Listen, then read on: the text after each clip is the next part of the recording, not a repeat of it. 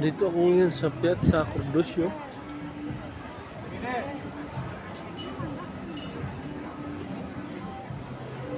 Ito ay 1 metro pa papuntang Duomo. Gawan ko muna ang Piazza Cordosio kasi na-miss ko na ito. Nag-video na ako dati dito. Ay lang hindi pa maganda ang video ko. Kaya inuulit ko para gusto kong ma-perfect ang aking video. Kita ko yung magagandang bagay dito sa mundo para ma-share ko sa inyo. Tingnan nyo ang mga building dito. Maganda. Ito ay daanan ng tram. Kung gusto mong mag-tram, yan ang tram. Pinaka-autobus. Bukod pa yung autobus, bukod pa yung tawag din eh. Okay, another position. Dito makikita ang iba-ibang tao.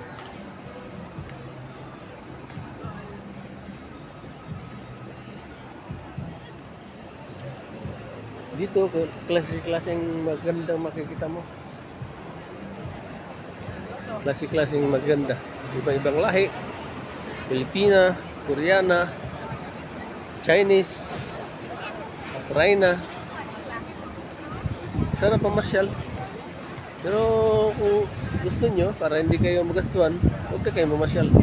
Ako na lang mag-video para nakita ko na lang sa inyo ang mga views.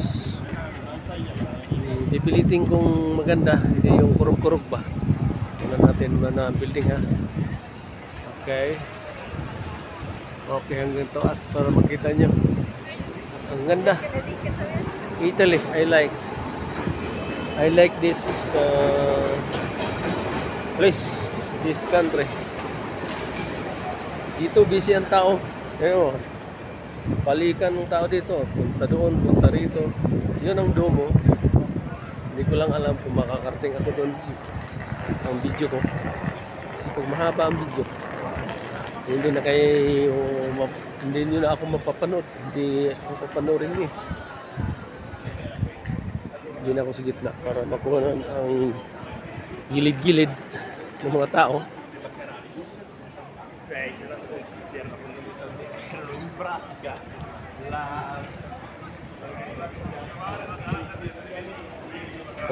Dito ang may maganda dito sa kabila. Dito ko ang video ipo-focus.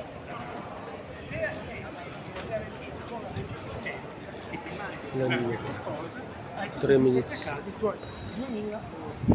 Tangkad oh. Tangkad. Oh. Kita niyo yung babae, tangkad oh. Dito makakita ka ng mga tatangkad na babae, lalo na sa Germany. Sa Germany ka makakita ng matatangkad. Matatangkad ang tao doon.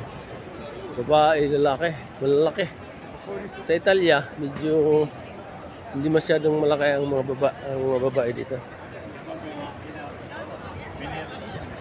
Okay, 3 minutes at saka 3 minutes.